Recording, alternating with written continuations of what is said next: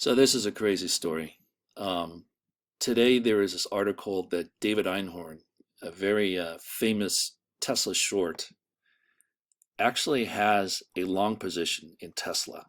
This article says that he has 10,900 shares in Tesla.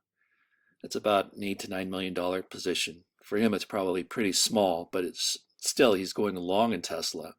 And what's even weirder is he dissolved his position in General Motors. So this guy was a very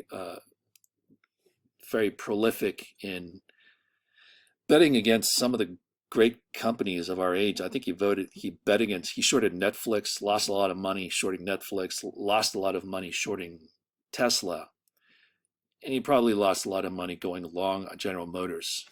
This is interesting. Like, what does this mean? I guess he's finally getting on the right side of change. Um, if you can't beat them, then join them. Is that what's going on here? This is really amazing. If you want to know who David Einhorn is, this is what he said about Tesla in June of 2017.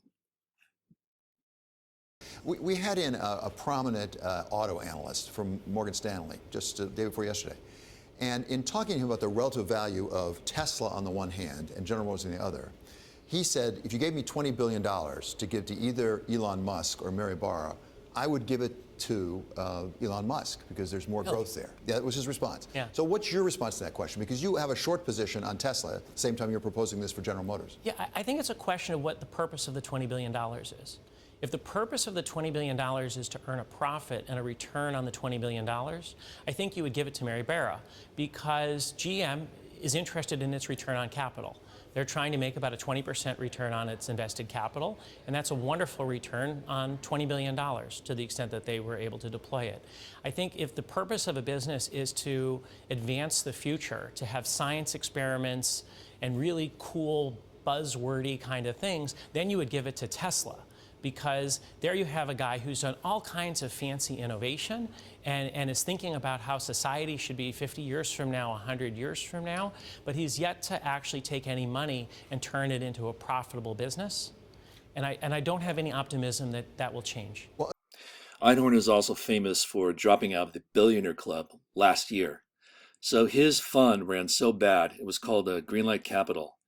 His fund ran so bad that investors just fled his fund.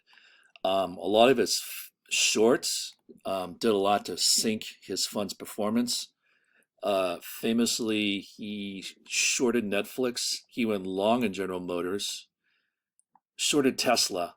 And this is the crazy part down here. We lost money continually throughout the year. One of his frustrated investors said, "You got killed when the market was going up and killed when the market was going down." Since the end of 2014, his fund has plunged 40+%, while the S&P 500 has gained over 25%. So Einhorn is a very famous Tesla short whose bet did not work out well for him. As a result, he dropped out the Forbes billionaires list for the first time since making in 2012. This is what's really interesting is what he says about his fund's performance.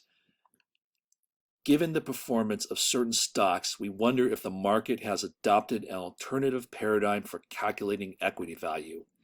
What if equity value has nothing to do with current or future profits and instead is derived from a company's ability to be disruptive, to provide social change, or to advance new beneficial technologies, even when doing so results in current and future economic loss?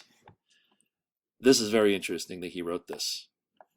Another disappointing quarter for Einhorn. With losses of more than 5% for the year, his Greenlight Capital down more than 18%.